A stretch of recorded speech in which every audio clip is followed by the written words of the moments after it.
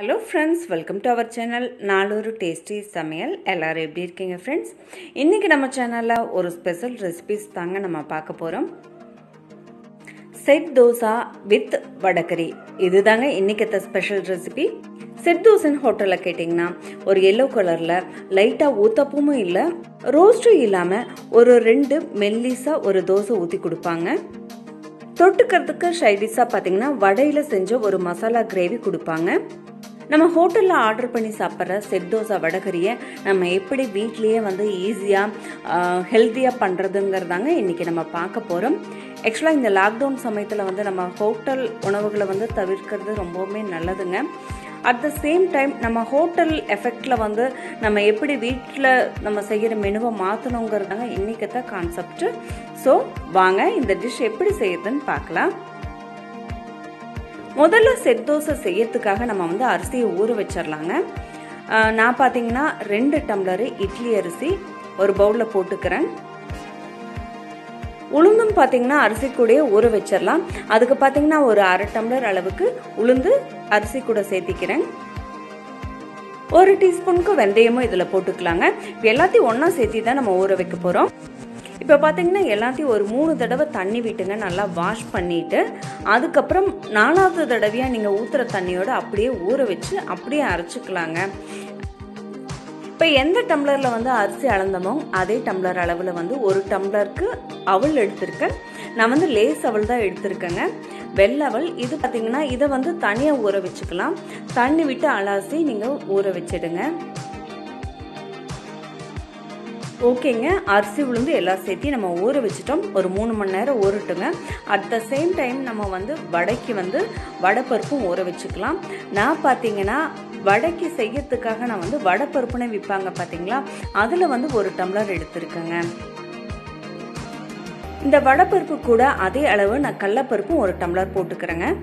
பருப்பு பார்த்தீங்கன்னா ஒரு 1 ஹவர்க்காவது ஊறணும். ஸோ தண்ணி ஊற்றி வச்சுக்கலாம். ஒரு 1 ஹவர் ஊறட்டுங்க. மற்ற வேலைகளெல்லாம் நம்ம பண்ணிடலாம். இப்போ பருப்பு நல்லா ஊறிடுச்சுங்க. நான் தண்ணி வடிகட்டிட்டு மிக்சி ஜாரில் போட்டுக்கிறேன். இப்போ இது கூட பார்த்தீங்கன்னா நான் மசாலா பொருட்களையும் போடுறேங்க. பொதுவாக பார்த்தீங்கன்னா இந்த டிஷ்க்கு பருப்போடு அரைக்க மாட்டாங்க, ஆனால் அதுவும் கூட சேர்த்துனோன்னா ரொம்ப டேஸ்ட்டாக இருக்குங்க. ஒரு 4 பல் பூண்டு போட்டுக்கலாம். இஞ்சி 2 துண்டுங்க, நான் சின்ன சின்னதாக கட் பண்ணியிருக்கேன், சேர்த்திக்கலாம். பட்டை பார்த்தீங்கன்னா 1 துண்டு எடுத்திருக்கேன், சின்ன சின்னதாக கட் பண்ணி வச்சுருக்கேன். கிராம்பு 3 எடுத்திருக்கேங்க. சோம்பு 1 டீஸ்பூன் அளவுக்கு. இப்போ இந்த கரம் மசாலா எல்லாத்தையும் போட்டுக்கலாம். காரத்துக்காக பார்த்தீங்கன்னா 4 வரமிளகா போட்டுக்கலாம். இப்போ எல்லாத்தையும் ஒன்றா சேர்த்து தண்ணி விடாமல் கொரகொரப்பாக அரைச்சி எடுத்துக்கோங்க. அரைச்ச பருப்பை நான் இன்னொரு கண்டெய்னரில் ட்ரான்ஸ்ஃபர் பண்ணி வச்சுருக்கேங்க. கூட பார்த்தீங்கன்னா பெரிய வெங்காயம் 1 பொடியாக கட் பண்ணி வச்சுருக்கேன், அதை சேர்த்திக்கலாம். பொடியாக கட் பண்ணி வச்சுருக்கிற கருவேப்பிலையை போட்டுக்கலாம். பொடியாக கட் பண்ணி வச்சுருக்கிற கொத்தமல்லி தலையும் சேர்த்திக்கலாம். இப்போ இந்த வடைக்கு தேவையான அளவு உப்பு போட்டுக்கலாங்க. உப்பு போட்டு நல்லா பிசைஞ்சிடலாம். இப்போ நம்ம போட்ட பொருள் எல்லாம் வெங்காயம், கருவேப்பிலை, கொத்தமல்லி தலை, உப்பு எல்லாமே பார்த்தீங்கன்னா பருப்போடு நல்லா மிக்ஸ் ஆகிற மாதிரி நல்லா கலந்து விட்டுக்குங்க. எண்ணெய் காய வச்சுங்க, அதில் நம்ம வடைகளாக சின்ன சின்னதாக போட்டு எடுத்துக்கலாம். இது பார்த்தீங்கன்னா 2 மெத்தடில் பண்ணலாங்க. இந்த மாதிரி பொரிச்சு எடுத்தும் பண்ணலாம். இன்னொரு மெத்தடு பார்த்தீங்கன்னா உருண்டையாக இட்லி தட்டில் வேக வச்சு எடுத்துட்டு உங்களுக்கு அதுலேயும் வடைக்கறி செய்யலாம். நான் பார்த்தீங்கன்னா இன்றைக்கி நான் பொரிச்சு எடுத்து தாங்க நான் செய்ய போகிறேன். அதுக்கு பார்த்தீங்கன்னா எண்ணெய் ஊற்றி காஞ்சதும் எல்லாத்தையும் போட்டு எடுத்துக்கலாங்க. இந்த வடை பார்த்தீங்கன்னா ரொம்ப ஷேப்பாக இருக்கணுங்கிறது இல்லைங்க. நம்ம சின்ன சின்னதாக கிள்ளி போட்டும் பொரிச்சு எடுத்துக்கலாம். ஏன்னா இது பிச்சு போட்டு தாங்க அந்த மசாலாவில் சேர்த்த போகிறோம். அதே மாதிரி ரொம்ப கிறிஸ்பியாக மொறுமொறுன்னு இருக்கணுங்கிற அவசியம் இல்லைங்க. அதுக்கு முன்னாடியே வடை எடுத்துடலாம். ஓகேங்க, வடைக்கறி செய்ய ஆரம்பிச்சிடலாம். அதுக்கு நான் பார்த்தீங்கன்னா ஒரு மண்பாண்டத்தில் ஒரு 3 டீஸ்பூன் அளவுக்கு எண்ணெய் விட்டுக்கிறேன். எண்ணெய் காஞ்சதும் கடுகு உளுத்தம்பருப்பு நான் போட்டுக்கிறேங்க. கடுகு உளுத்தம்பருப்பு நல்லா பொரிஞ்சிருட்டோம். பெரிய வெங்காயம் 2 நீல வாக்கில் கட் பண்ணி வச்சுருக்கேன், அதை சேர்த்திக்கலாம். வெங்காயம் ஒரு லைட் ப்ரௌன் கலர் ஆகிற வரைக்கும் வதக்கிக்கலாம். நான் ஆப்பிள் தக்காளி 2 எடுத்திருக்கேங்க. 2ம் சின்ன சின்னதாக கட் பண்ணி வச்சுருக்கேன், அதையும் சேர்த்திக்கலாம். அதாவது ஈக்குவல் அளவுக்கு நான் போட்டிருக்கேங்க. வெங்காயம் தக்காளி 2ம் ஈக்குவலாக இருக்கிற மாதிரி போட்டிருக்கேன். கரம் மசாலாஸ் பார்த்திங்கன்னா நான் ட்ரையாக அப்படியே போட்டுக்கிறேங்க. பட்டை 1, கிராம்பு 2, பிரியாணி இலை 2, இஞ்சி பூண்டு துருவல் வந்து சேர்த்திக்கிறேங்க. பூண்டு ஒரு 4 பல், இஞ்சி ஒரு துண்டு, நல்லா வந்து தேங்காய் துருவில துருவுனதை இதில் சேர்த்திக்கலாம். இப்போ ஒரு மசாலா தூளாக சேர்த்திக்கலாங்க. முதல்ல மஞ்சத்தூள் 1/2 டீஸ்பூன், காரத்துக்காக மிளகாத்தூள் 1 டீஸ்பூன் போட்டுக்கலாம். 1 டீஸ்பூன் அளவுக்கு மல்லித்தூள் போட்டுக்கலாம். இப்போ எல்லா பொடி வகைகளும் சேர்த்தி நல்லா வந்து வதக்கிக்கலாம். எல்லாம் நல்லா வதக்கிட்டோங்க. இப்போ பார்த்தீங்கன்னா ஒரு 5 டம்ளர் அளவுக்கு தண்ணி விட்டுக்கலாம். இப்போ ஊற்றின தண்ணி பார்த்தீங்கன்னா நல்லா கொதி வந்துடட்டும். இப்போ கொதி வரத்துக்குள்ளே நம்ம வடையை வந்து பிச்சு வச்சிடலாங்க. இப்போ பார்த்தீங்கன்னா சின்ன சின்னதாக தான் போட்டிருக்கேன். இதையும் வந்து நான் ஒரு 2 பீஸாக நான் வந்து பிச்சு வச்சுக்கிறேன். பார்த்தீங்கன்னா ரொம்ப முருகல்னு சொல்ல முடியாது, மீடியமாக தான் முருகலாக இருக்குது. எல்லாத்தையுமே பிச்சு வச்சிடலாங்க. பார்த்தீங்கன்னா எல்லாத்தையுமே நான் பிச்சுட்டேன். இது பார்த்தீங்கன்னா நீங்கள் மிக்சியில் போட்டுறாதீங்க, அது ரொம்ப பவுட்ரு மாதிரி ஆகிடும். இந்த மாதிரி கையிலே பண்ணிவிடுங்க. தண்ணி கொதிக்க ஆரம்பிச்சிருச்சுங்க. இந்த சமயத்தில் நம்ம உதிர்த்து வச்சிருக்கிற வடைகளை வந்து இதில் போட்டுக்கலாம். இப்போ பார்த்தீங்கன்னா நான் எல்லா வடைகளும் சேர்த்திட்டேங்க. இப்போ நல்லா கொதிக்கட்டுங்க. அதுக்குள்ளே பார்த்தீங்கன்னா நம்ம வந்து இன்னும் கொஞ்சம் இந்த கிரேவியை ரிச் ஆக்கிறதுக்கு தேங்காய் அரைச்சிட்டு வந்துடலாம். தேங்காய் 1 கப் அளவுக்கு எடுத்துருக்கேங்க. தேங்காய் துருவல் அதை வந்து நான் மிக்ஸி ஜாரில் சேர்த்திக்கிறேன். சோம்பு 1 டீஸ்பூன், இதையும் கூட சேர்த்திக்கலாம். இந்த பேஸ்ட்டு திக்காகிறதுக்காக நான் வந்து ஒரு முந்திரி பருப்பு ஒரு 7 எடுத்துருக்கேங்க, அதையும் போட்டுக்கலாம்.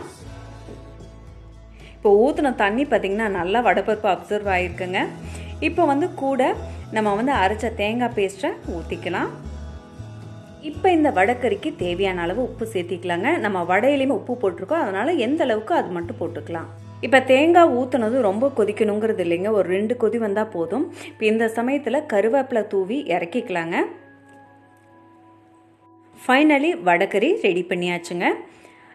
இனி வந்து நம்ம வந்து செட் தோசை வந்து ஊற்ற ஆரம்பிச்சுக்கலாம். மாவு அரைச்சிட்டேங்க. இந்த அரைச்ச மாவு பார்த்திங்கன்னா ஒரு 8 மணி நேரம் புளிக்கணும். ஆஸ் யூஷுவல் நம்ம இட்லி தோசைக்கு எப்படி பண்ணுவாங்க அதே மாதிரி தான். இப்போ இந்த மாவுக்கு தேவையான அளவு உப்பு போட்டுக்கலாம். ஹோட்டலில் கொடுக்குற செட் தோசை பார்த்திங்கன்னா ஒரு லைட் எல்லோ கலரில் இருக்குங்க. அந்த எஃபெக்ட் வரணுங்கிறதுக்காக ஒரு 1/2 டீஸ்பூன் மஞ்சத்தூள் சேர்த்திக்கலாம். இப்போ உப்பு மஞ்சத்தூள் எல்லாம் வந்து மாவில் நல்லா கலக்கிற மாதிரி நல்லா கலந்து விட்டுக்குங்க. ஓகேங்க, தோசை சுட ஆரம்பிச்சிடலாம். அதுக்கு பார்த்தீங்கன்னா முதல்ல கொஞ்சம் எண்ணெய் விட்டு வெங்காயம் வச்சு நல்லா தோசைக்கல்ல தொடச்சி எடுத்துக்கலாங்க. இது பார்த்தீங்கன்னா தோசை எடுக்கிறதுக்கு நல்லா ஈஸியாக வரும். இப்போ பார்த்தீங்கன்னா தோசை வந்து ஒரு கரண்டி மாவு விட்டுங்க. ஊத்தப்பா மாதிரி ரொம்ப மொத்தமும் இல்லாமல் தோசை மாதிரி லேசாகவும் இல்லாமல் ஒரு மீடியம் சைஸ்க்கு ஊற்றி எடுத்துக்கோங்க. அதே மாதிரி பார்த்தீங்கன்னா ரவுண்டு பார்த்தீங்கன்னா சின்னதாக தான் இருக்கும். ஹோட்டலில் இருக்கிறது பார்த்தீங்கன்னா அதே மாதிரி ஊற்றிக்கலாம். இப்போ ஊற்றும் போது விட கொஞ்சம் வேக ஆரம்பிக்கும் போது அந்த எல்லோ கலர் நல்லா தெரிய ஆரம்பிக்குங்க. இப்போ இன்னொரு சைடு திருப்பி போட்டுக்கலாம். ஓகேங்க, செட் தோசை ரெடி ஆயிடுச்சு. இந்த மாதிரி எல்லா மாவையும் நம்ம ஊற்றி எடுத்துக்கலாம். செட் தோசை வடைகறி ஃபைனலி ரெடி ஆயிடுச்சுங்க. செட் தோசை பார்த்தீங்கன்னா நல்லா சாஃப்டாக வந்திருக்குங்க. அதே சமயம் வடைகறி பார்த்திங்கன்னா நல்லா மசாலாவோட வடையோட நல்லா சூப்பராக இருக்குங்க, டேஸ்ட்டாக இருக்குது. ஹோட்டலை விடவே ரொம்ப சூப்பராக வந்திருக்குங்க. ஹோட்டல் ஸ்டைல் செட் தோசை வடைகறியை நம்ம வீட்டில் செஞ்சு நம்ம ஸ்டைலில் அசத்துங்க. இந்த ரெசிபியை நீங்கள் உங்கள் வீட்டில் செஞ்சு பாருங்கள். எப்படி இருக்குன்னு உங்களோட ஃபீட்பேக்கை கமெண்ட்ஸில் சொல்லுங்கள். உங்களை நான் மற்றொரு டேஸ்டியான சமையலோடு சந்திக்கிறேன். அது வரைக்கும் பாய் ஃப்ரெண்ட்ஸ். இந்த வீடியோ உங்களுக்கு பிடிச்சிருந்ததுன்னா லைக் பண்ணுங்கள், ஷேர் பண்ணுங்கள். நம்ம சேனலை இது வரைக்கும் நீங்கள் சப்ஸ்கிரைப் பண்ணலையா, மறக்காமல் சப்ஸ்கிரைப் பண்ணிவிடுங்க. பெல் சிம்பிளை ப்ரெஸ் பண்ண மறக்காதீங்க.